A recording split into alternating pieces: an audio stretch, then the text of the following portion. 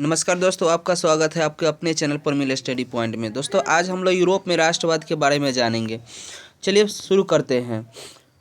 फ्रांसीसी की दार्शनिक अनसर्ट रेनर के अनुसार राष्ट्रवाद एक बड़ी और व्यापक एकता है।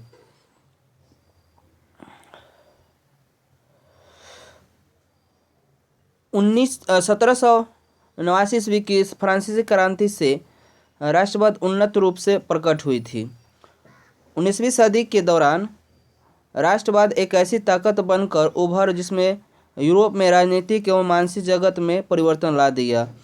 अगला पॉइंट देखिए, राष्ट्रवाद का बीजारोपण यूरोप में पूर्ण जागरण काल से ही प्रारंभ हो चुका था। अगला पॉइंट, यूरोप में राष्ट्रीयता की भावना की विकास मुख्यतः फ्रांस की राज्य क्रांति से हुई। 1800 अगला पॉइंट है दोस्तों, 1834 में प्रसा में एक शुल्क संघ जर्वेसराइन की स्थापना की गई थी। अगला पॉइंट है 1830 ईस्वी में फ्रांसीसी क्रांति के समय क्रांतिकारियों का नेतृत्व वयोवृद्ध नेता लाफियत कर रहा था। वहीं पर अगला पॉइंट देखिएगा, सुधारवादियों ने 22 फरवरी 1848 ईस्वी को पेरिस में थियर्स नेतृत्व में एक विशाल भोज का आयोजन किया गया। 1848 ईस्वी की क्रांति के बाद लुई नेपोलियन फ्रांस का सम्राट बना। सार्डिनिया पिडमाउंट का शासक विक्टर एनुअल ने काउंट काउर को प्रधानमंत्री नियुक्त किया। इटली की समस्या को काउर ने अपनी कूटनीति के बल पर संपूर्ण यूरोप की समस्या बना दिया। इटली विजय के बाद नेपोलियन ने इसे 3 गणराज्य में गठित किया: सिसपाइन राज्य, गणराज्य लुग्लियन तथा ट्रांसपेडन। इटली में एक गुप्त दल कार्बोनरी का गठन राष्ट्रवादियों द्वारा किया गया। अगला पॉइंट है दोस्तों कि यंग इटली तथा यंग यूरोप नामक संस्था का गठन मेजनी ने किया। गैरिबोल्डी पेशे से एक नाविक था। 18वीं सदी में मध्य यूरोप में निरंकुश राजशाही का शासन था। 18वीं शताब्दी में जर्मनी छोटे छोटे राज्य में बंट गया था। फ्रांस में मध्य वर्ग के लोगों को बुजुर्गा वर्ग कहते हैं। 1789 ईस्वी की फ्रांसीसी क्रांति मध्य वर्ग की क्रांति थी। फ्रांस में स्टेट जनरल नामक संस्था का नाम बदलकर नेशनल असेंबली कर दिया गया था। नेपोलियन का जन्म 1769 ईस्वी में कोर्सिका द्वीप में हुआ था तथा 1804 में वह फ्रांस की गद्दी पर बैठा था। जर्मनी में मेटरनिक ने आंदोलन का कुचलन के लिए दमनकारी कानून का स्वाद के आदेश को जारी किया था। विलियम प्रथम प्रसा का शासक था जिसने बिस्मार्क को अपना चांसलर नियुक्त किया। 1821 में अलेक्जेंडर चिपसिलेंटेंट नेतृत्व में यूनान में विद्रोह शुरू हो गया। नेपोलियन बोनापार्ट ने 1806 ईस्वी में जर्मन प्रदेशों को जीतकर राइन राज संघ का निर्माण किया था।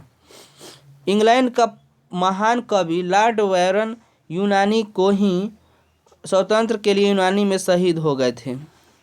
हीगेल ने ऐतिहासिक द्वंद्ववाद की व्याख्या करते हुए जर्मन राष्ट्रवाद के विकास में भूमिका निभाई। अगला पॉइंट, रक्त और लौह की नीति का अवलंबन बिस्मार्क ने किया। यूनान तुर्की साम्राज्य के अधीन था। गणतंत्र तथा प्रजातंत्र के विरोध और पुरातन व्यवस्था की पुनर्स्थापना करना मेटरनिक व्यवस्था का उद्देश्य था। चांसलर एक्स ने पोलिगनेक को प्रधानमंत्री बनाया।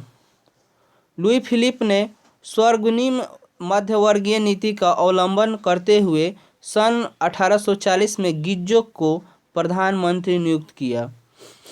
1830 ईस्वी की क्रांति के समय फ्रांस का शासक चांसलर एक्स था। फ्रांस में जुलाई 1830 ईस्वी की क्रांति के प्रमाण स्वरूप बीरबो वंश का स्थापन एर्लियंस वंश को गद्दी सौंपी गई। फ्रांसीसी क्रांति से यूनानियों में राष्ट्रीयता की भावना की लहर जागी। वियना व्यवस्था के तहत फ्रांस में बोर्बो राजवंश की पुनः स्थापित हुआ तथा लुई 18वीं फ्रांसी का राजा बना। 1848 ईस्वी में फ्रांसीसी क्रांति ने मेटरनिक युग का अंत कर दिया। ऑस्ट्रिया एवं पर्सा के बीच 1866 ईस्वी में सेडोवा का युद्ध हुआ। 1870 ईस्वी में पर्सा और फ्रांस के बीच सूडान का लड़ाई हुई थी। 1826 ईस्वी में ग्रेट ब्रिटेन और रूस में एक समझौता हुआ कि वह तुर्की यूनान विवाद में मध्य स्थापित करेंगे। 1829 ईस्वी में एड्रियनोपोल की संधि तुर्की तथा यूनान के बीच हुई। 1832 ईस्वी में यूनान को एक स्वतंत्र राष्ट्र घोषित कर दिया गया तथा बेवरिया के शासक ओटो को स्वतंत्र यूनान का राजा घोषित किया गया। वियना कांग्रेस 1815 का मुख्य उद्देश्य यूरोप में पुनः उसी व्यवस्था को स्थापित करना था जिसे नेपोलियन ने समाप्त कर दिया था। सन 1815 में वियना कांग्रेस की मेजबानी ऑस्ट्रिया के चांसलर मेटरनिक किया था। हंगरी में राष्ट्रीय आंदोलन का नेतृत्व कोसुथ तथा फ्रांसिस डिक ने किया था। नेपोलियन ने जर्मनी और इटली के राज्यों को भौगोलिक नाम की परिधि से बाहर निकाल उसे वास्तविक एवं राजनीतिक स्वरूप रेखा प्रदान की थी। अगर आपको ये वीडियो अच्छा लगा हो तो लाइक और सब्सक्राइब जरूर कीजिएगा और आगे अपने दोस्तों के पास जरूर भेजिएगा। Thanks for watching. देखने के लिए आपको धन्यवाद।